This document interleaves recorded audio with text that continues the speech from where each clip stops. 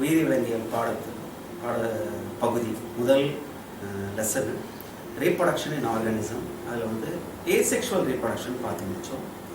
இப்போ நம்ம பார்க்க போகிறது வந்து செக்ஷுவல் ரீப்ரொடக்ஷன்.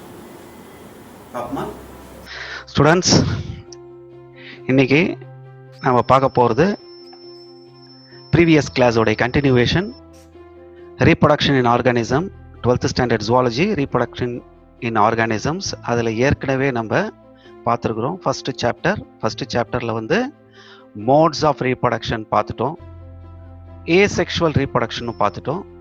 இன்னைக்கு நாம் பார்க்க போகிறது செக்ஷுவல் ரீப்ரொடக்ஷன். ஸோ சின்னதாக ஒரு ரீகேப். அது ஏசெக்ஷுவல் ரீப்ரொடக்ஷன்னா என்ன? Without the participation of gametes. இதுதான் ஏசெக்ஷுவல் ரீப்ரொடக்ஷன்.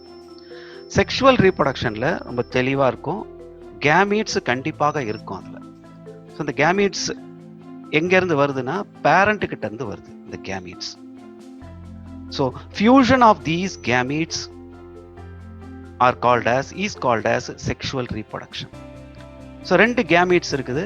ஒன்று from the male counterpart, இன்னொன்று from the female counterpart.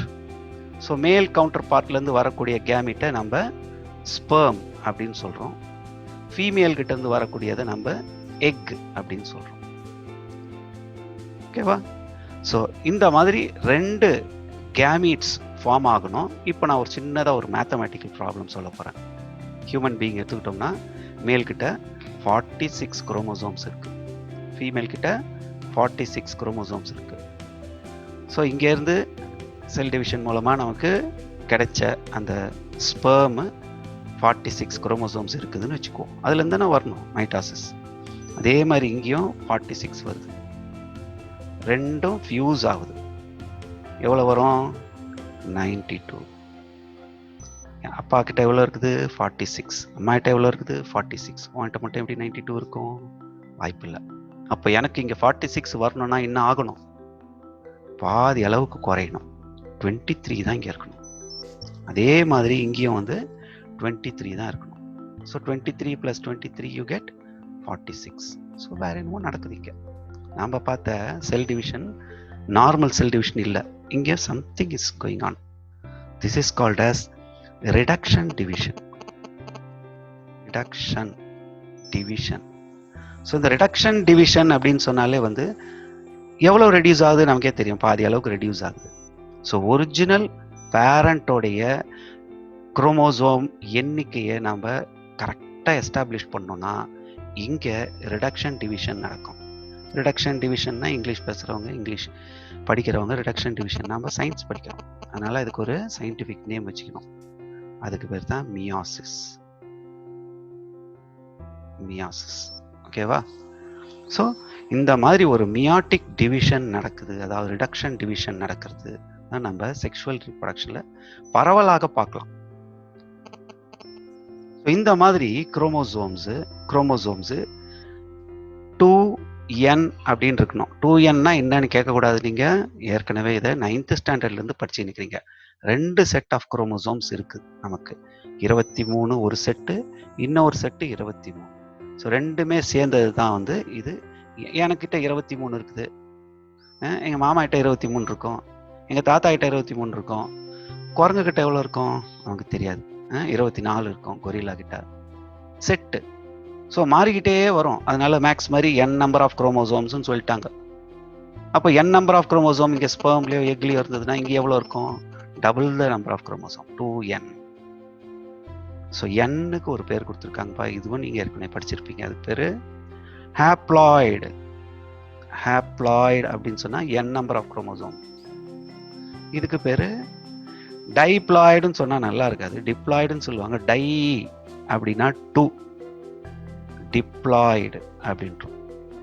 So original parental number of chromosome 2n. அந்த டிப்ளாய்டு எண்ணிக்கையை இந்த செக்ஷுவல் ரீப்ரொடக்ஷன் மூலமாக நீங்கள் நிலைநிறுத்திக் கொள்கிறீர்கள். அதை தான் இங்கே 2வது கொடுத்துருக்காங்க. Formal diploid zygote. இதுலேருந்து புது ஆர்கானிசம் வரும். ஸோ செக்ஷுவல் ரீப்ரொடக்ஷன் என்ன definition? Fusion of male and female gametes to form a diploid zygote which develops into a new organism. ஓகேவா? டெஃபினிஷன் 2 மார்க் இதை அளக்கிறது அப்படியே எழுதுனீங்கன்னு வச்சுங்க. ஃபிசிக்ஸ் கிடையாது, கெமிஸ்ட்ரி கிடையாது, இது அப்படியே பாருங்க, இன்ட்ரெஸ்டிங்காக இருக்கும். Fusion of male and female gametes, இதுக்கு to form diploid zygote which develops into a new organisms. 3 பகுதி தான். ஓகே, ஸோ இதுதான் sexual reproduction. So different types of sexual reproduction இருக்குது. நம்ம புக்கில் ஸ்பெசிஃபிக்காக கொடுத்துருக்கிறது வந்து 2 தான். ஒன்று அந்த ஃபியூஷனை பற்றின்னு தான். இது எல்லாமே வந்து ஃபியூஷனை பேஸ் பண்ணி தான், ஃபியூஷனை பேஸ் பண்ணுது. ஸோ இங்கே ஃபியூஸ் ஆகுது. எது ஃபியூஸ் ஆகுது அப்படின்னு பார்த்தீங்கன்னா, இந்த கேமீட்ஸ் ஃபியூஸ் ஆகுது. Hence it is called as syngamy. Fusion of gametes. So மேலும் ஃபீமேல் செல்ஸ் ரெண்டுமே ஃபியூஸ் ஆகுது. ஃபியூஸ் ஆகி கால ஜைகோட். இந்த ஜைகோட் வந்து நம்ம ஃபார்ம் ஆகிறத பேர் தான் சிங்கேமி அப்படின்னு சொல்கிறோம். வேற என்ன இருக்க முடியும்? இன்னொன்று இருக்குது. பிரிமிட்டிவ் ஃபார்ம்ஸ்லாம் பார்த்தீங்கன்னா, உதாரணத்துக்கு பாக்டீரியாலெலாம் பார்த்தீங்கன்னா கான்ஜுகேஷன் படிச்சிருப்பீங்க. இதே தான் நடக்கும், பட் 2 பேரும் பக்கத்தில் வருவாங்க. இப்போ நம்ம கூட அந்த காலத்தில் ட்ரெயின்லாம் இன்ஜின்லாம் நீங்கள் பார்த்துருப்பீங்க. ஒரு சாவியை ஒன்று கொடுப்பாங்க, கேட் சாவி ஒருத்தவங்க அப்படியே தூக்கி போடுவாங்க, இவங்க ஒரு சாவி எடுத்து அவங்களுக்கு கொடுப்பாங்க, ஒரு எக்ஸ்சேஞ்ச் பண்ணிக்குவாங்க. இந்த மாதிரி ஒரு எக்ஸ்சேஞ்சை தான் நம்ம கான்ஜுகேஷன். 2 பேரும் பக்கத்தில் வருவாங்க. இங்கே இருக்கிற நியூக்ளியார் மெட்டீரியலை இங்கே அனுப்புவாங்க, இங்கே இருக்கிற நியூக்ளியார் மெட்டீரியலை இந்த பக்கம் அனுப்புவாங்க. தே எக்ஸ்சேஞ்ச் நியூக்ளியார் மெட்டீரியல். அதற்காக பக்கத்தில் வராங்க. டெம்பரரி யூனியன் ஆஃப் 2 இண்டிவிஜுவல்ஸ், அதுக்கு பேர் கான்ஜுகேஷன்.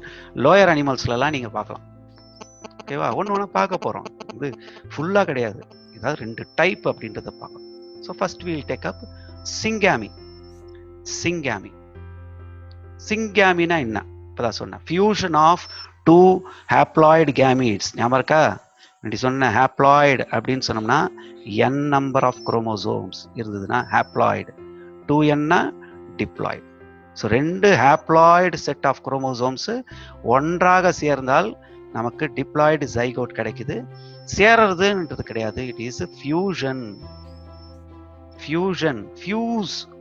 ஃபியூஸ் அப்படின்னு சொன்னோம்னா ஒன்று சேருதல், ஒன்றோடு ஒன்று கலத்தல், அதுக்கு பேர் தான் பேர் சிங்கேமி. ஸோ இது ஆக்ஷன், மோட் ஆஃப் ஆக்ஷன். 2 பேருமே வராங்க, ஒன்னா சேர்றாங்க.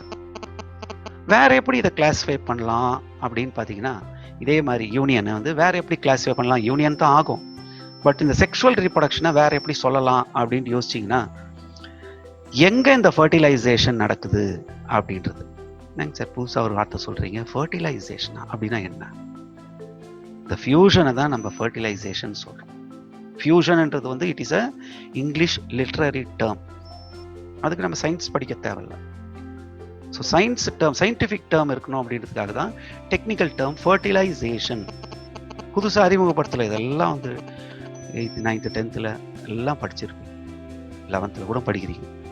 ஸோ இந்த ஃபர்டிலைசேஷன் எங்க நடக்குது? வேர் ஒரு சில அனிமல்ஸ், ஃபார் எக்ஸாம்பிள் உங்களுக்கே தெரியும், ஃபிஷஸ் வீட்டிலலாம் வச்சுருப்பீங்களா, கப்பீஸ், மாலிஸ், பிளாட்டீஸ் நிறையா வச்சுருப்பீங்க, விதவிதமான ஃபிஷ்ஷு. அதில் கப்பி குட்டி போடும், அல்லது மாலிஸ் இருக்குது குட்டி போடுது. குட்டி போடுறதுக்கு முன்னாடி எங்கேயாவது முட்டை விட்டு வச்சுருக்கணும்ல. ஸோ முட்டையை விடுது. அதுக்கப்புறம் முட்டைனா என்னது? Egg, sperm. இதெல்லாம் எப்போ வருது அப்படின்னு உட்காந்து நீலாம் பார்க்க முடியாது. நைட்டில் ஏதாவது உட்காந்து பார்த்தீங்கன்னா தெரியும் முட்டை எல்லாம் எங்கே விடுது அப்படின்ட்டு. ஸோ ஃபர்டிலைசேஷன் எங்கே நடக்குது அப்படின்னு பார்த்தீங்கன்னா, இந்த external environment outside the body. So when fertilization or fusion of male and female gametes takes place outside the body, it is called as external fertilization. புரிஞ்சுக்கணும், fusion of male and female gametes எங்க நடக்குது? உடலுக்கு வெளியே நடக்குது. You call it as external fertilization. Examples தெளிவாக கொடுத்துருக்காங்க பாரு. Sponges, fishes, amphibians. அப்படியே படிச்சுக்கோ, எல்லாம் ஒன்றும் கிடையாது. நெக்ஸ்ட், இதே உடம்புக்குள்ளார நடந்ததுன்னா வெரி குட், அவ்வளோதான். Internal fertilization power. Internal fertilization, fusion of male and female gametes within the body. யாருக்கு? ரெப்டைல்ஸ், ஏவ்ஸ், மேமல்ஸ், இவங்களுக்கெல்லாம். இல்லை ஒன்று சொல்லலை உங்ககிட்ட, என்னது மேல்ல நடக்குமா ஃபீமேல்ல நடக்குமா? என்னங்க சார் கேள்வி இது? ஃபீமேல்ல தானே நடக்கும் ஃபர்டிலைசேஷன். எஸ், நேற்று அதில் லாஸ்ட் கிளாஸ் ஞாபகம் இருக்குதா சொன்னேன்னா, சன் செல்லுன்னு ஏன் சொல்ல மாட்டாங்க, டாட்டர் செல்னு ஏன் சொல்றாங்க? ஒரு செல் டிவிஷன் நடக்குது, டாட்டர் செல்ஸ்ன்னு சொல்றோம். ஏன் அது பிள்ளை செல்னு சொல்லக்கூடாதா? சன் செல்னு பொண்ணு செல் தான் சொல்லணுமா? அதுக்கு ஆன்சர் இதுதான். It is only the female who is giving birth to young once. So ஒரு செல்லுலேருந்து ஒரு இன்னொரு செல் வருதுன்னா அது ஃபீமேலாக தான் இருக்கணும் அப்படின்ட்டு நம்ம அசியூம் பண்ணிக்கிறோம். ஏன்னா அது மேலா ஃபீமேலான்னு நமக்கே தெரியாது. ஸோ அது ஃபீமேலாக தான் இருக்கணும். அதனால தான் டாட்டர் செல்ஸ் அப்படின்றோம். கரெக்டாக பதில் சொல்லியிருப்பீங்களா? யோசிச்சிங்களா? ஸோ யோசிச்சிங்க. இதுதான் அதுக்கு காரணம். Internal fertilization and external fertilization எதன் அடிப்படையில் இந்த கிளாசிஃபை பண்ணுறாங்க? Based on the place of fertilization. பாரு, பிளேஸ் ஆஃப் ஃபர்டிலைசேஷன். ஓகேவா? ஸோ இதுதான் டிஃப்ரெண்ட் டைப்ஸ். இது டிஃப்ரெண்ட் டைப்ஸ். அடுத்தது சிங்காமி. ஏற்கனவே பார்த்தோம்ல, fusion of males and female gametes. இதை நம்ம based on the nature of the gametes, based on the nature of the gametes classify பண்ணலாம். based on the parent classify பண்ணலாம். இந்த மாதிரி விதவிதமான கிளாசிஃபிகேஷன் இருக்குது. இதை நாம பார்க்கறது வந்து ஒரு டெஃபினிஷனுக்காக பார்த்துங்க. அர்த்தம் உங்களுக்கு வந்து பெருசா ஒன்றும் உங்களுக்கு புரிஞ்சிக்க முடியாது, புரிஞ்சிக்கிறதுக்கு கஷ்டம் கிடையாது, ஈஸியாகவே இருக்கும். நீ வந்து பேரண்டா ஆஃப் ஸ்ப்ரிங்கா அப்படின்றது ஐடென்டிஃபை பண்ணிக்கணும். படிக்க படிக்க அது படிக்க தானா வந்துடும். நம்பர் 1 ஆட்டோகேமின்னு. ஆட்டோகேமி இதில் பேரண்ட் எப்படி இருக்கிறாங்க அப்படின்றத சொல்லியிருக்காங்க. மேல் அண்ட் ப்ளூ கலரில், அதனால தான் அதை கொடுத்துருக்குறோம் தனியாக. Male and female gametes are produced by the same cell. தெளிவாக இருக்கும். ஒரு செல்லு, இதுலேருந்து மேல் கேமீட்ஸ் வரும், இதுலேருந்து ஃபீமேல் கேமீட்ஸ் வரும், மறுபடியும் ஒன்றா சேருவாங்க. சார் என்கிட்ட 10 ரூபா கொடுக்குறீங்க, திருப்பி என்கிட்ட 10 ரூபா வாங்கிக்கிறீங்க, என்ன கணக்கு அது கொடுத்தோம் வாங்கணும் அப்படின்ட்டு? அந்த மாதிரி தான் இதுவும். ஸோ ரெண்டாக பிரிகிறாங்க. பிரியும் பொழுது என்ன பண்ணோம்? இது என்னமோ எழுதிக்கும், இது என்னமோ எழுதிக்கும், ரெப்ளிகேட் பண்ணிக்கும், மறுபடியும் வெளியில் வரும். நீ எழுதுனது கரெக்டாக, நான் எழுதுனது கரெக்டாக, அதுவாக செக் பண்ணும், செல்ஃப் செக்கிங். மறுபடியும் 2 பேரும் ஒன்றா சேர்ந்துருவாங்க. ஸோ இந்த மாதிரி ஒரு பரீட்சை மாதிரி ஒன்று வச்சாதான் இதில் ஏதாவது தப்பு இருந்ததுன்னா தெரியும், இல்லாட்டினா தெரியாது. ஸோ நீங்கள் புரிஞ்சுக்கிட்டோம், நல்லா தலையாட்டுவீங்க கிளாஸில், டீச்சர் நடத்தும் போது, சார் நடத்தும் போது நல்லா புரியுது சார்னுவீங்க. ஒரு டெஸ்ட் வச்சா தானே நமக்கு தெரியும். அந்த மாதிரி இது test. Autogamy, self test. Auto என்றால் self. So the male and the female gametes are produced by the same cell or the same organism. Both the gametes fuse together to form the zygote. Okay. புக்கில் கொடுத்துருக்கிற example மட்டும் தான் நானும் எழுதியிருக்கிறேன். ஒரு சிலது மட்டும் நான் சொல்லிடுறேன் புக்கில் எது இல்லைன்ட்டு. ஆக்டினோஸ்பேரியம் அண்ட் பாராமீஷியம் இதெல்லாம் புக்கில் கொடுத்துருக்குது. அதில் இருக்கக்கூடிய டெஃபினேஷன் இந்த, அதாவது ஆட்டோகேமிக்கு எக்ஸாம்பிள் இதை பார்த்துக்கிட்டிங்கன்னா போதும். அடுத்தது எக்ஸோகேமின்னு இருக்கு. எக்ஸோகேமி நம்பர் 2 எக்ஸோகேமி. இதில் என்னன்னா, இது ஒரு அனிமல், இது ஒரு அனிமல், இதுலேருந்து கேமீட்ஸ் உருவாகுது, சம் கேமீட்ஸ் உருவாகுது, இதுலேருந்து ஒரு கேமீட் உருவாகுது, ரெண்டும் ஃபியூஸ் ஆகுது, you get a zygote. So parent பார்த்தீங்கன்னா வேறு வேறு parent. Male and female gametes are produced by different parents and they fuse to form a zygote. இது ஜென்ரல். இது ஜென்ரல். எக்ஸாம்பிள் ஹியூமன் கொடுத்துருக்கு, இது ஜென்ரல்.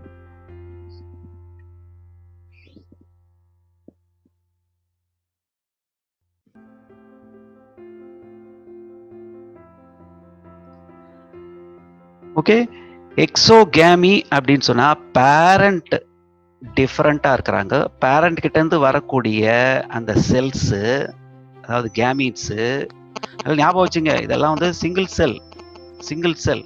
இங்க நான் மேல் ஃபீமேல் அப்படின்னு சொல்லும் போது இந்த இடத்துல ஆர்கானிசம்ஸ் அப்படின்னு சொல்றோம். இந்த ஆர்கானிசம்ல ரீப்ரொடக்டிவ் ஆர்கன் ஒன்று இருக்கும். இந்த ரீப்ரொடக்டிவ் ஆர்கன்ல மேல்ல டெஸ்டிஸ் இருக்கும், ஃபீமேல்ல ஓவரிஸ் இருக்கும். இதுல இருந்து வரக்கூடிய ஸ்பெர்ம், எக், இதெல்லாம் சிங்கிள் செல். அந்த மாதிரி சிங்கிள் செல் இருந்து வரக்கூடியது தான் இதெல்லாம். அதே மாதிரி இங்கேயும் சிங்கிள் செல், இதெல்லாம் சிங்கிள் ஆர்கானிசம், இது சிங்கிள் செல், இது ஓகேவா? இது ஆர்கானிசம், இது செல். ஸோ எக்ஸோகேமி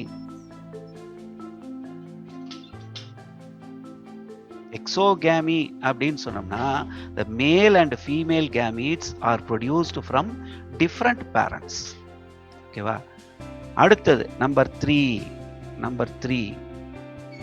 இதுல என்னன்னா, இதுல ஒரு பியூட்டி நீங்க பார்க்க வேண்டியது இருக்குது. என்னன்னா, மெச்சோர் ஆர்கானிசம்ஸ் இருக்குது. ஒரு ஆர்கானிசம் சின்னதா இருக்குது, இது அப்படியே மெச்சோர் ஆகுது, பெருசாகுது. இங்க இதெல்லாம் பார்த்தீங்கன்னா கேமீட்ஸ் ஃபார்ம் ஆச்சு இங்க. ஆனா இந்த இடத்துல இந்த மெச்சோர் ஆர்கானிசமே ஃபியூஸ் ஆகும். It fuses. ஸோ இந்த மாதிரி ஃபியூஸ் ஆகி புது இண்டிவிஜுவல் ஜைகோட் ஃபார்ம் ஆகுது. ஸோ இதில் என்ன சார் வித்தியாசம் அப்படின்னு பார்த்தீங்கன்னா, the parent itself acts as gamete. As the entire mature organism do not form gametes, but they themselves behave as gametes. அது டிஃப்ரெண்ட்டாக இருக்கும். ஸோ இங்கே ஏற்கனவே நம்ம ஆர்கானிசம்லேருந்து செல்ஸ் உருவாகுது. இந்த செல்லை ஸ்பெர்ம் எக்குன்னு சொல்கிறோம். இங்கே அப்படி கிடையாது. இந்த ஆர்கானிசம், சின்ன ஆர்கானிசம் பெருசாகுது. இவங்க ரெண்டு பேருமே ஃபியூஸ் ஆகுறாங்க பெருசான பிறகு. So this is called hologamy. So ஞாபகம் வச்சுங்க, the parent itself acts as gametes. ஓகேவா? அடுத்தது பீடோகேமி அப்படின்றது. பீடோகேமி அது ஒரு டிஃப்ரெண்ட்டாக இருக்கும் பாருங்க. பீடோகேமி கேட்டிங்கன்னா, அடல்ட் இருக்குது, பெரியவங்க கம்முன்னு இருப்பாங்க, அவங்களால ரீப்ரொடியூஸ் பண்ண முடியாது. ஆனால் சின்னவங்களால ரீப்ரொடியூஸ் பண்ண முடியும். The young ones are capable of reproducing. The sexual union of young individuals produced immediately after division, அதுக்கு பேர் தான் பீடோகேமி. So pseudogamy is young one is capable of reproducing. அதுக்கு அடுத்தது மீரோகேமி அப்படின்னு சொன்னோம்னா, ஸ்மால் சைஸ்ட், யூஸ்வலா கேமீட்ஸ் வந்து அடல்ட் ஆன பிறகு பெருசாகும். இதுல இருந்து பெருசான பிறகு கேமீட்ஸ் ஃபார்ம் ஆகும். சின்னதா இருக்காது கேமீட்ஸ். யூஸ்வலா கேமீட்ஸ் முழுமையாக இருக்கும். So adult gives rise to gametes. இங்க பாத்தீங்கன்னா small sized morphologically different gametes fuse together. This is called as மீரோகேமி.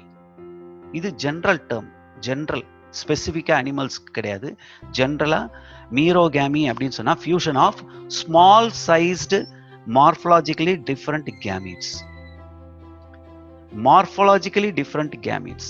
சின்னதா இருக்குது, பெருசா இருக்குது, அல்லது பெருசா இருக்குது, சின்னதா இருக்குது. Two different sized gametes, morphologically different gametes. இது பேர் மீரோகேமீட்ஸ். ரெண்டுமே ஒரே மாதிரியாக இருந்ததுன்னு வச்சுங்க. ஃபியூஷன் ஆஃப் ஐடென்டிக்கல் கேமீட்ஸ், பார்க்கறதுக்கு ரெண்டும் ஒரே மாதிரியாக இருக்கும். They are morphologically and physiologically identical. அப்படின்னா என்ன அர்த்தம்? உருவத்திலையோ சரி, அமைப்புலையோ சரி, செயல்லையும் சரி, எல்லாமே சமமாக இருக்கும். These are called as isogametes. Iso என்றால் ஈக்குவல். இந்த மாதிரி நடக்கக்கூடிய ஃபியூஷனுக்கு பேரு isogamy. The fusion of isogametes is called as isogamy. இது உங்க புக்ல கொடுத்துள்ள எக்ஸாம்பிள், இதெல்லாம் நான் போட்டு வச்சிருக்கிறேன். மோனோசிஸ்டிஸ். அதுக்கப்புறம் இதே மாதிரி தான் இருக்குது, டிஃப்ரெண்டா இருக்குது. ஒன்று இப்படி இருக்கு, சைஸ் மீரோகேமி மாதிரி டிஃப்ரெண்டா இருக்கு. ஸோ இது ஸ்பெர்ம், இது எக். டிஸ்சிமிலர் கேமீட்ஸ், ஒரே மாதிரியா இருந்ததுன்னா ஐசோகேமீட்ஸ், வெவ்வேறு மாதிரியாக இருந்ததுன்னா இட் இஸ் கால்டு அனைசோகேமி. அனிசோகேமின்னு சொல்லாதீங்க, ஐசோகேமி. இப்படி வேணா சொல்லிக்கோ, உங்களுக்கு ஸ்பெல்லிங் கரெக்டா இருக்கும். ஐசோ அப்படின்னா ஈக்குவல், அனைசோ அப்படின்னு சொன்னா அன்ஈக்குவல். ஸோ இந்த மாதிரி டிஃப்ரெண்ட் டைப்ஸ் ஆஃப் கேமீட்ஸ் இருக்கு. என்னென்ன கேமீட்ஸ் இருக்கு?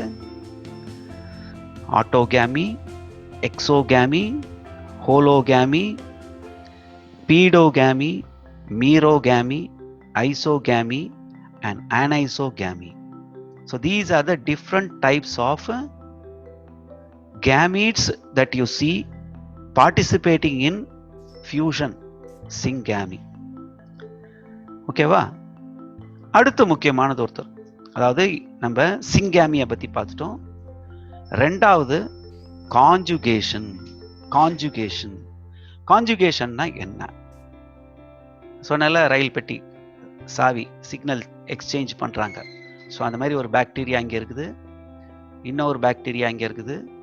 ரெண்டு பாக்டீரியாவும் பக்கத்தில் வருது. இவர் கையை நீட்டுறாரு, இவரும் கையை நீட்டுறாரு, ரெண்டு பேருமே கையை கொத்துக்கிறாங்க. சின்னதாக ஒரு பாதை ஒன்று கிரியேட் ஆகுது. there is a small path. So இங்கே வந்து நியூக்ளியார் மெட்டீரியல் இருக்கும். இல்லை ஞாபகம் வச்சுங்க, பாக்டீரியாவில் நியூக்ளியஸே கிடையாது, நியூக்ளியார் மெட்டீரியல் தான் இருக்கும். நியூக்ளியார் மெட்டீரியல் இந்த பக்கம் போயிடும். அப்போ இங்கே என்ன சார் இருக்கும்? ஒன்றுமே இருக்காது. அதுக்கப்புறம் பார்த்தீங்கன்னா எப்படி இருக்கும்? இங்கேருந்து அப்படியே இந்த பக்கம் போயிடுச்சுன்னு வச்சுங்க, இங்கே கலந்துரும். இந்த இடத்துல எம்டியாக இருக்கும். ஸோ இதுகிட்ட இருக்கிற நியூக்ளியார் மெட்டீரியலை இதுகிட்ட டொனேட் பண்ணிடும். It gives. இவர் வாங்கிக்கிறார். ஸோ கொடுக்குறவர் பாசிட்டிவ், வாங்கிக்கிறவர் நெகட்டிவ். ஸோ பாக்டீரியாவில் இப்படி சொல்லுவாங்க. ஸோ ப்ளஸ்ஸாக இருந்ததுன்னா அது வந்து அதை டோனர் அப்படின்னு சொல்லுவாங்க, இதை ரெசிபியன்ட் அப்படின்னு சொல்லுவாங்க. பாசிட்டிவ் நெகட்டிவ்னு கிடையாது, toner recipient.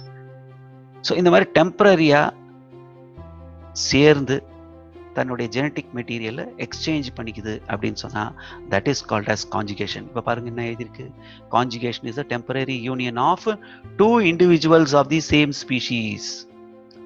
Both the individual exchange certain amount of nuclear material and get separated. சில நேரங்களில் இங்கே ஒரு பிளாஸ்மேட்னு ஒருத்தர் இருப்பார், அவர் மட்டும் போவார், இவங்க யாரும் போக மாட்டாங்க. பல விதமான பர்மியூட்டேஷன் காம்பினேஷன் நடக்கும். எப்படி வேணா கொஞ்சமாக எக்ஸ்சேஞ்ச் பண்ணிக்கும், ஃபுல்லாக எக்ஸ்சேஞ்ச் பண்ணிக்கும். ஸோ அந்த மாதிரி எல்லாம் நடந்ததுன்னா just exchange of nuclear material and then get separated. Example இங்கே கொடுத்துருக்காங்க பாரு, paramecium, Vorticella and bacteria which belong to prokaryotes. ஓகேவா? ஸோ இதுதான் வந்து நம்ம செக்ஷுவல் ரீப்ரொடக்ஷனில் பார்க்கக்கூடியது, சிங்காமி அண்ட் கான்ஜுகேஷன். ஓகேவா? சரி, அடுத்த பார்ட் என்ன அப்படின்னு பார்த்தீங்கன்னா different phases of life cycle. அதாவது மனிதன்னு கிடையாது, விலங்குகளில் அதோடைய வாழ்க்கையை 8 எட்டாலாம் நாம் பிரிக்க மாட்டோம், 3ஆக பிரிச்சுக்கிறோம். 1 2 3. இது ஒரு நிலை, இது 2ஆம் நிலை, இது 3ஆம் நிலை. 3 பார்ட்டாக பிரிச்சுக்கிறோம். ஸோ ஃபர்ஸ்ட் பார்ட் குழந்தை பருவம். அப்போ தான் பிறந்து அந்த குழந்தை அப்படியே வளருது. ஜுவனைல் ஃபேஸ்னு பேர். ஜுவனைல் ஃபேஸ் அப்படின்னு சொன்னோம்னா ஃப்ரம் த பர்த், பிறப்பிலிருந்து until the individual matures, maturity age. So reproductive organs mature ஆகிற வரை, பிறப்பிலிருந்து ரீப்ரொடக்டிவ் ஆர்கன் மெச்சூர் ஆகும் வரை. அப்போ இந்த டைமில் ரீப்ரொடக்டிவ் ஆர்கன் என்ன பண்ணிட்டு இருக்குது? It is maturing. அது கொஞ்சம் கொஞ்சமாக வளர்ந்து கொண்டு இருக்கிறது. இங்கே முழுமையாக வளர்ச்சி அடைந்து விட்டது. அது வரைக்கும் you call it as juvenile phase. இது வேணாம், தற்சமயம் நிறுத்தி. Juvenile phase. ஸோ ஒன்ஸ் அந்த ரீப்ரொடக்டிவ் ஆர்கன், இனப்பெருக்க உறுப்புகள் வளர்ந்து முடிந்த பிறகு அடுத்த ஃபேஸ் ஆரம்பிக்குது. இதுக்கு பேரு ரீப்ரொடக்டிவ் ஃபேஸ். அதாவது மெச்சூரிட்டி ஃபேஸ் அப்படின்னு சொல்லுவாங்க. 2ஆம் நிலை. இது எதுலேருந்து எது வரைக்கும் மனுஷனை வச்செல்லாம் சொல்லக்கூடாது. விலங்குகளில் 3 நிலைகள் இருக்குது. முதல் நிலை பிறப்பிலிருந்து இனப்பெருக்க உறுப்புகள் முதிர்ச்சி அடையும் வரை. அதுக்கப்புறம் இனப்பெருக்க உறுப்பு வளரும் வரை, வளர்ந்து அதாவது செயல்படும் வரை. ஒன்ஸ் அதெல்லாம் செயல்பட்டு வேலை முடிஞ்சு போச்சு அப்படின்னு சொன்னா end of the reproductive phase. இதுக்கு பேர் தான் வயதான ஒரு நிலை. செனசன் ஃபேஸ்னு பேர். செனசன்ஸ் அப்படின்னு சொன்னாலே வந்து கெட்டிங் ஓல்டர். ஸோ 3 நிலை மனுஷன் எடுத்துக்கிட்டீங்கன்னா ஏஜ் 1லேருந்து 14, 15. இப்போ நம்ம வந்து லீகலாக போயிடுவோமே 18 வயசு. அதுக்கப்புறம் பெண்ணாக இருந்ததுன்னா, ஆணாக இருந்தால் 21. அதுக்கப்புறம் ரீப்ரொடக்டிவ் ஏஜ் குரூப் ஜென்ரலாக 21 போடுவாங்க. 25 to 35, 40 வரைக்கும் போட்டுக்கலாம். 40. அதுக்கப்புறம் பெண்களாக இருந்ததுன்னா 40, ஆண்களாக இருந்தால் 45, 50. செனசன்ஸ் 50 and above, more than 50.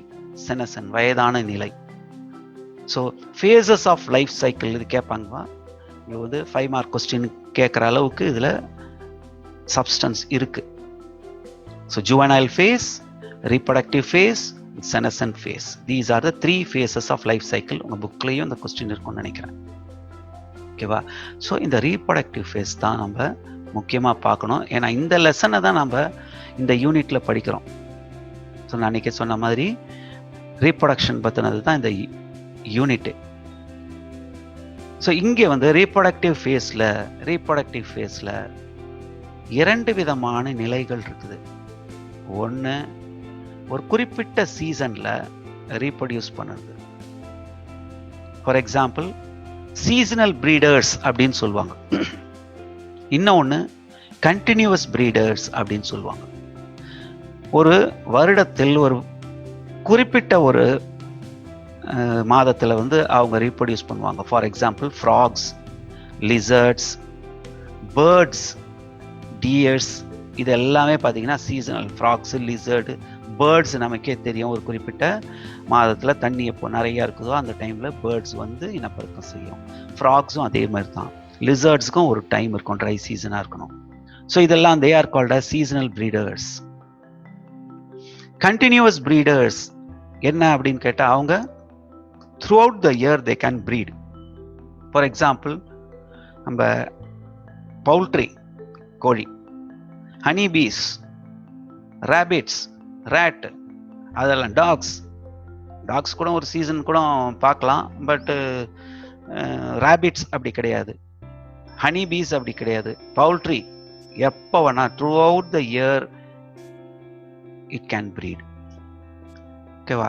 இது வந்து based on the breeding time it is classified.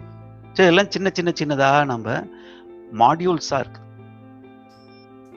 Okay, இப்போ நம்ம இந்த பகுதியில் பார்த்தது எல்லாத்துலேயுமே பார்த்தீங்கன்னா ஒரு மேல், ஒரு ஃபீமேல் கேமீட்ஸ் இருக்கும். மேல் அண்ட் ஃபீமேல் கேமீட்ஸ் கண்டிப்பாக இருக்கும். மேல் அண்ட் ஃபீமேல் கேமீட்ஸ். அடுத்து நாம பார்க்க போறதுல பார்த்தீங்கன்னா மேல் கேமீட், ஃபீமேல் கேமீட் அப்படின்றதெல்லாம் பார்க்கவே முடியாது.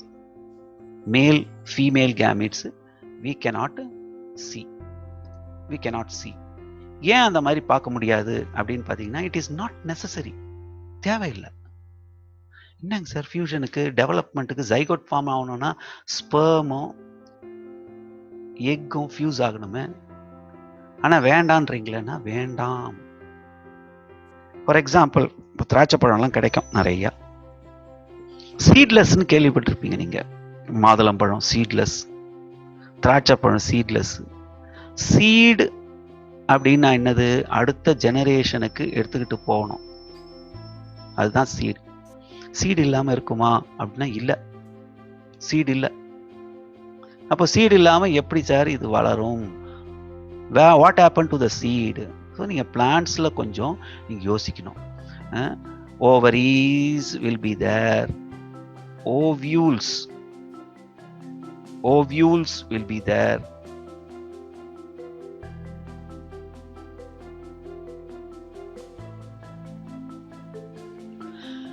ஸோ அந்த விதை இல்லாத நமக்கு விதையை உருவாகணும் அப்படின்னு சொன்னோம்னா போலன் கிரெயின்ஸ் வேணும். போலன் கிரெயின்ஸு ப்ளஸ் அந்த ஓவரியில் இருக்கக்கூடிய அந்த ஓவியூல்ஸ். இந்த ஓவியூல்ஸ் தான் வந்து நமக்கு சீடாக மாறும். இப்போ இந்த மாதிரி ஒரு ஃபர்டிலைசேஷனே நடக்கலைன்னா இப்போ சீடு உருவாகுமா? உருவாகாது. அதை தான் சீட்லெஸ். ஃபர்டிலைசேஷனே நடக்காமல் எப்படி சார் எம்பிரியோ டெவலப் ஆகும்? ஆகுமா? ஆகுதே.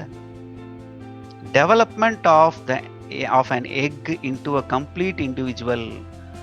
நல்லா பாருங்க, வித்தவுட் ஃபர்டிலைசேஷன், கருவுறுதல் இல்லாமலே டெவலப்மெண்ட் நடந்ததுன்னா அதுக்கு பேரு பார்த்தனோஜெனிசிஸ். யார் கண்டுபிடிச்சா இதை? சார்லஸ் போனட் அப்படின்றவர் கண்டுபிடிச்சாரு. எந்த வருஷம்? 1745. இப்போ 18th செஞ்சுரியில் கண்டுபிடிச்சிருக்காரு. 2 விதமாக பிரிக்கலாம் பார்த்தோஜெனிசிஸ், நேச்சுரல் அண்ட் ஆர்டிஃபிஷியல். நேச்சுரல் அப்படின்னா பேரே தெளிவாக இருக்குது. நேச்சுரல் அப்படின்னு சொன்னோம்னா இயற்கையாகவே நடக்கக்கூடியது. ரெகுலராக ஒரு சில அனிமல்ஸில் பார்த்தனோஜெனிசிஸ் மூலமாகவே நடக்கும். அதெல்லாம் பின்னாடி என்னன்னு பார்க்க தான் போகிறோம். ஆர்டிஃபிஷியல் அப்படின்னு சொன்னோம்னா தூண்டுதலின் பெயரில் திடீர்னு அந்த முட்டை வந்து டெவலப் ஆக ஆரம்பிச்சிடும். யார் சார் தூண்டுறா? By means of chemicals or physically you can stimulate. அதாவது இந்த எக்கை நம்ம ஷார்ப் நீடில் வச்சு குத்துனோம்னு வச்சுக்கோங்களேன், இட் வில் ஸ்டார்ட் டெவலப்பிங். அந்த மாதிரி அனலிட் எக்ல ஆராய்ச்சி பண்ணியிருக்கிறாங்க. சி அர்ச்சின் எக்ஸில், சி அர்ச்சின்ன்றது வந்து எக்கனோடர்ம்ஸ், அதுலேயும் இந்த மாதிரி நிறைய ஆராய்ச்சி பண்ணி ஆர்டிஃபிஷியல் பார்த்தனோஜெனிசிஸ் பண்ணியிருக்காங்க. ஸோ நேச்சுரல் பார்த்தனோஜெனிசிஸ்னால் என்னென்ன இருக்குது, ரொம்ப டீட்டெயிலெல்லாம் நம்ம பார்க்க போகிறது கிடையாது. ஜஸ்ட் வாட் இஸ் வாட் அப்படின்னு படிக்கிறது தான் நேச்சுரல் பார்த்தனோஜெனிசிஸ். அதனால தான் நான் இந்த மாதிரி ஒரு ட்ரீ டயக்ராம் மாதிரி ஒன்று கொடுத்துருக்கேன். Natural parthenogenesis divided into 2, complete and incomplete. Complete parthenogenesis அப்படின்னு சொன்னாலே வந்து பேரண்ட் வந்து ஒரே ஒரு பேரண்ட் தான், சிங்கிள் பேரண்ட் தான். அப்போ அது மேலா ஃபீமேலா அப்படின்னா நான் உங்களுக்கு சொல்லவே தேவையில்லை. அந்த பேரண்ட்டு மேலாக இருக்கிறதுக்கு வாய்ப்பு இல்லை, மேலுன்னு சொல்ல மாட்டாங்க, ஃபீமேலாக தான் இருக்கணும். ஸோ அங்கேருந்து பார்த்தனோஜெனட்டிக்கலி வித்தவுட் ஃபர்டிலைசேஷன் ஒரு இண்டிவிஜுவல் உருவாகுது. அவ்வளவுதான். அதோடைய லைஃப்ல, ரீப்ரொடக்டிவ் லைஃப்ல only parthenogenesis. there is no participation of other one. அவ்வளவுதான். அதுக்கு பேர் தான் கம்ப்ளீட் பார்த்தனோஜெனிசிஸ். எக்ஸாம்பிள்ஸ் கொடுத்துருக்காங்க பாரு, ரோட்டிஃபர்ஸ் அண்ட் ஏஃபிட்ஸ். இந்த ரோட்டிஃபர்ஸ், ஏஃபிட்ஸ் இதெல்லாம் மைனர் ஃபைலால வர்றது. ஏஃபிட்ஸ் எல்லாம் நிறைய பூச்சிகள், அதாவது முக்கியமாக வந்து பிளான்ட்ஸில் இருக்கக்கூடிய பெஸ்ட் அது எல்லாமே வந்து இந்த மாதிரி டைப். இன்கம்ப்ளீட் பார்த்தனோஜெனிசிஸ் அப்படின்னு சொன்னோம்னா எல்லாம் ஞாபகம் வச்சுங்க, பார்த்தனோஜெனிசிஸும் நடக்கும் பிளஸ் செக்ஷுவல் ரீப்ரொடக்ஷனும் நடக்கும். அப்படின்னா எப்படி அப்படின்னு நீங்க கேட்கலாம். இப்போ எக் இருக்குது, இது எக். சும்மா ஒரு ஸ்பெர்ம்காக ஒரு ஸ்பெர்ம் படம் போடுறேன். இது ரெண்டுமே ஃபியூஸ் ஆச்சுன்னா ஃபீமேல்ஸ் பிறக்கும். ஃபியூஸே ஆகலன்னு வச்சுங்களேன், அப்ப என்ன அர்த்தம்? மேல் வராது. இது ஃபியூஸே ஆகாம இந்த எக் இருந்ததுன்னா இட் வில் டெவலப் இன்டு மேல். எப்படி? ஃபியூஸ் ஆச்சுன்னா ஃபீமேல், ஃபியூஸ் ஆகலனா மேல். இது பார்த்தனோஜெனிசிஸ். மேல் பிறக்கிறது வந்து பார்த்தனோஜெனிசிஸ் மூலமாக, ஃபீமேல் பிறக்கிறது செக்ஷுவல் ரீப்ரொடக்ஷன் மூலமாக. எதில் பார்க்கலாம்? ஹனிபீஸில் பார்க்கலாம். ஸோ இது வந்து இன்கம்ப்ளீட் பார்த்தனோஜெனிசிஸ். இது 2 கட்டானா இருக்குது. ஒன்று பார்த்தனோஜெனிசிஸ் சொல்லு, அது செக்ஷுவல்னு சொல்லு. அப்போது ரெண்டுமே சேர்ந்த மாதிரி இருக்கிறதுனால தான் இதுக்கு இன்கம்ப்ளீட்னு பேர் வச்சுட்டாங்க. ஒரு சில பேர் இருக்கிறாங்கப்பா, சொன்னேன்னா பீடோகேமி, இது பீடோஜெனிசிஸ்னு பேர். பீடோஜெனிசிஸ் இதில் வந்து the larval form is capable of reproducing. அடல்ட்டுக்கு வந்து அந்த ரீப்ரொடியூசிங் கெப்பாசிட்டி இல்லாமலே போயிடும், whereas லார்வாக்கு இருக்கும். ஃபார் எக்ஸாம்பிள் ரெடியா லார்வா, லிவர் ஃப்ளூக் அப்படின்னு ஒருத்தர் இருப்பார். யார் அவர்? ஏற்கனவே டேப் போம்னு ஒன்று பார்த்தோம்ல, டேப் போம். இந்த டேப் போமுடைய ரொம்ப நெருங்கின சொந்தக்காரங்க இவங்க. Liver fluke, Cestoda, class Cestoda. So அதுலேருந்து வரக்கூடிய அந்த லிவர் ஃப்ளூக்லேருந்து வரக்கூடிய அந்த larva, redia larva is capable of reproducing. அதுக்கு பேர் தான் paedogenesis. Okay, special type of பார்த்தனோஜெனிசிஸ்லாம் சிலது இருக்குது. You have to know it. Special type of parthenogenesis அதாவது அர்ஹெனோடோக்கி அப்படின்னு சொல்லுவோம். அர்ஹெனோடோக்கி அப்படின்னு சொன்னோம்னா ஒன்லி மேல்ஸ் ஆர் ப்ரொடியூஸ்ட். கொஞ்ச நேரத்துக்கு முன்னாடி சொன்னல, ஹனி பீஸில் இருக்கு பார், ஹனி பீஸில் ஃபர்டிலைசேஷன் நடந்ததுன்னா ஃபீமேல்ஸ், நடக்கலைன்னா மேல். அதே தான் சொல்லியிருக்கோம். நடந்ததுன்னா ஃபீமேல்ஸு, நடக்கலைன்னா மேல். ஸோ மேல் பிறக்குது அப்படின்னு சொன்னோம்னா that is technically called as arrhenotoky. Arrhenotoky, this type only males are produced by parthenogenesis. இது பேர் சொல்கிறாங்க, அவ்வளோதான். மொதல் படித்தோம், நம்ம டெஃபினேஷன் படித்தோம். இது வந்து அதுக்குண்டான டெக்னிக்கல் டேர்ம்ஸ். ஃபீமேல்ஸ் மட்டுமே பிறக்குது, ஃபீமேல்ஸ் மட்டுமே பிறக்குது. ஒரு சில விலங்குகளில் பார்த்தீங்கன்னா ஃபர்டிலைஸ் ஆகலைன்னா ஃபீமேல், ஆச்சுன்னா மேல். குழப்பிடக்கூடாதுன்றதுக்காக தான் இதை தனியாக எடுத்துன்னு வந்துட்டேன். சொலினோபியா அப்படின்னு ஒன்று இருக்குது. யார் அவர் சொலினோபியா? அவர் ஒரு மாத் டைப், ஒரு மாத், பட்டர்ஃப்ளை மாதிரி இருக்குல்ல, அதே மாதிரி மாத். நைட்லலாம் அவங்க வீட்டுக்கு வரும்போது ஒரு பட்டர்ஃப்ளை தேடின்னு, அதுதான் அந்த மாத். இந்த ஒரு டைப் ஆஃப் மாத்துக்கு பேர் சொலினோபியா. இதில் பார்த்தனோஜெனிசிஸ் மூலமாக females are produce. And amphitoky parthenogenetic egg may develop into மேலா ஃபீமேலான்னு கேட்டால் மேல் பிறக்கலாம் அல்லது ஃபீமேலாக மாறலாம். எப்படி வேணாலும் நடக்கும், குறிப்பிட்டு சொல்ல முடியாது. ஆனால் ஏதோ ஒரு செக்ஸ் தான். ஃபர்டிலைஸ் ஆச்சுன்னா இந்த தடவை மேல் வரும்பா, அடுத்த தடவை என்ன ஃபீமேல் வரும்னு சொல்ல முடியாது, மேல் கூட வரலாம். அடுத்த தடவை மேல் தானே வரும், இல்லை ஃபீமேல் வரும், மாறி மாறி வரும். Any type of sex produce ஆகும் ஏஃபிட்ஸில். ஏஃபிஸ்னாலும் இது genus name, belonging to the family Aphidae, APHIDAE, Aphidae. ஓகேவா? ஸோ இதெல்லாம் பார்த்தனோஜெனிசிஸ். லாஸ்ட்டாக நம்ம பார்க்க வேண்டியது based on the development of animals. Development, அதாவது இந்த ஜைகோட்டு எங்கே டெவலப் ஆகுது, உள்ளார டெவலப் ஆகுதா வெளியில் டெவலப் ஆகுதா, உடம்புக்குள்ளாரே டெவலப் ஆகுது அல்லது உடலுக்கு வெளியிலே டெவலப் ஆகுது அல்லது ஸ்பெஷலாக ஒரு சேம்பரில் டெவலப் ஆகுது, இந்த மாதிரி பிரிக்கலாம். ஃபார் எக்ஸாம்பிள் ஸ்பெஷல் சேம்பரில் டெவலப் ஆகுது அப்படின்னு சொன்னால் அதுதான் முட்டை. So these animals from which a young one hatch are oviparous animals. So oviparous animals na என்னது? They lay eggs. From the eggs the young ones hatch out. அப்போ development எங்கே நடக்குது? இந்த எக்குள்ளார நடக்குது. அப்போ இந்த எக் எங்கேருந்து வந்தது? பேரண்ட் கிட்ட இருந்து வந்தது. when the parent lays egg they are called as oviparous animal. examples invertebrates எல்லாமே oviparous animals தான், முட்டையிடக்கூடியது. reptiles, birds, fishes, amphibians, இன்னும் கொஞ்சம் பேர் இருப்பாங்க, மேமல்ஸ்லயும் இருக்காங்க, egg laying mammals. இன்னும் ஒன்று இருக்குது விவிபேரஸ். விவிபேரஸ் அப்படின்னு சொன்னோம்னா இந்த டெவலப்மெண்ட் எல்லாமே உடம்புக்குள்ளார நடக்கும். சாப்பாடு யார் தருவா? அம்மா தருவாங்க. அம்மாகிட்டேருந்து எல்லாம் சாப்பாடும் போகும் அதுக்கு. அதுக்கப்புறம் நல்லா டெவலப் ஆன பிறகு குழந்தையாக வெளியில் வரும், இண்டிவிஜுவல்ஸாக வெளியே வரும். the animals that give rise to young ones, give rise to young ones. சாப்பாடு எங்கேருந்து கிடைச்சிது? அதுக்கு அம்மா கிட்டேருந்து பிளாசண்டா மூலமாக கிடைக்குது. பிளாசண்டா மூலமாக கிடைக்குது. being nourished from the uterus through the placenta. யாரு? இந்த மேமல்ஸ். சில பேர் இருக்கிறாங்க, ஃபார் எக்ஸாம்பிள் ஷார்க். முட்டை விடும், ஆனால் அந்த முட்டை வெளியில் போகாது, உடம்புக்குள்ளாரே ஒரு தனி சேம்பரில் வச்சுக்கும் அந்த முட்டையை. உள்ளார சாப்பாடு அம்மாட்ட தான் போகாது, அந்த முட்டைக்குள்ளாரே சாப்பாடு இருக்கும், யோக் மாதிரி சாப்பாடு இருக்கும். அதை சாப்பிட்டுட்டு உள்ளார இந்த ஷார்க்கு வளர்ந்துடும். அதுக்கப்புறம் வெளியில் வரும். So this type of animals are called as ovoviviparous animals.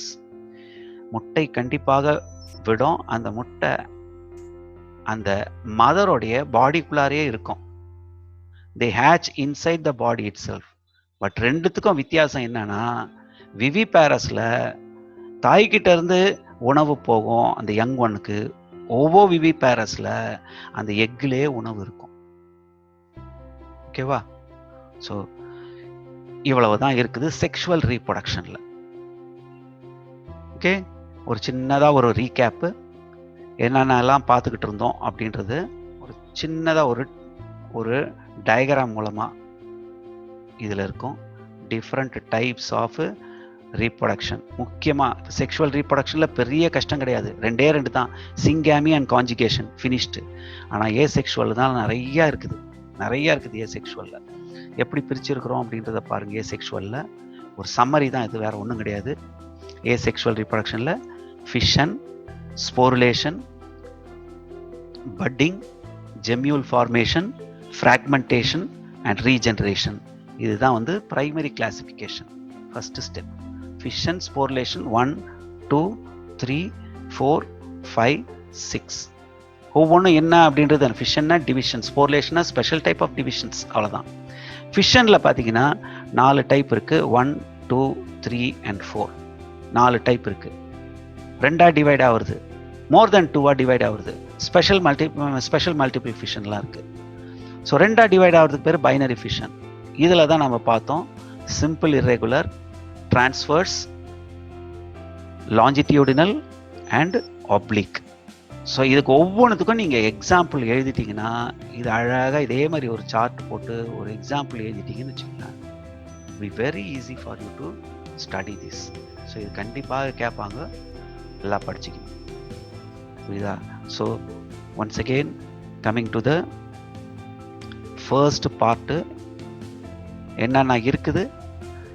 2 major type of reproduction நம்ம பார்த்தோம், செக்ஷுவல் அண்ட் ஏசெக்ஷுவல். இந்த லெசனில் இவ்வளவு தான், ஓகேவா? ஸோ இதை நீங்கள் படிச்சுக்கிட்டிங்கன்னா இந்த பார்ட்டை நீங்கள் கம்ப்ளீட் பண்ணிட்டீங்க. ஃபஸ்ட்டு லெசனை நீங்கள் கம்ப்ளீட் பண்ணிட்டீங்க. ஃபஸ்ட் லெசனில் இந்த ஒரு இது இன்ட்ரொடக்ஷன் தான், மீதி ரெண்டுமே வந்து it is just simple introduction to the second chapter which is human reproduction. So புரியும்னு நினைக்கிறேன் உங்களுக்கு. புக்கை கையில் வச்சுங்க, அப்பப்போ இதை நீங்கள் ரெஃபர் பண்ணிக்கிட்டே இருந்தீங்கன்னா, புக்கை ரெஃபர் பண்ணிங்கன்னா it will be very easy for you to go through. மாணவ மாணவிகளே, 12th standard biozoology first lesson கம்ப்ளீட்டாக நம்ம பார்த்து முடிச்சிட்டோம். Modes of reproduction, sexual, asexual எப்படி பார்த்தோம், ஒரு சம்மரியும் பார்த்து முடித்தோம். உங்களுக்கு தெளிவாக புரிஞ்சிருக்கும்னு நினைக்கிறேன். நல்லா புத்தகத்தை வச்சுக்கொண்டு நன்றாக படியுங்கள். அடுத்த வகுப்பில் சந்திப்போம்.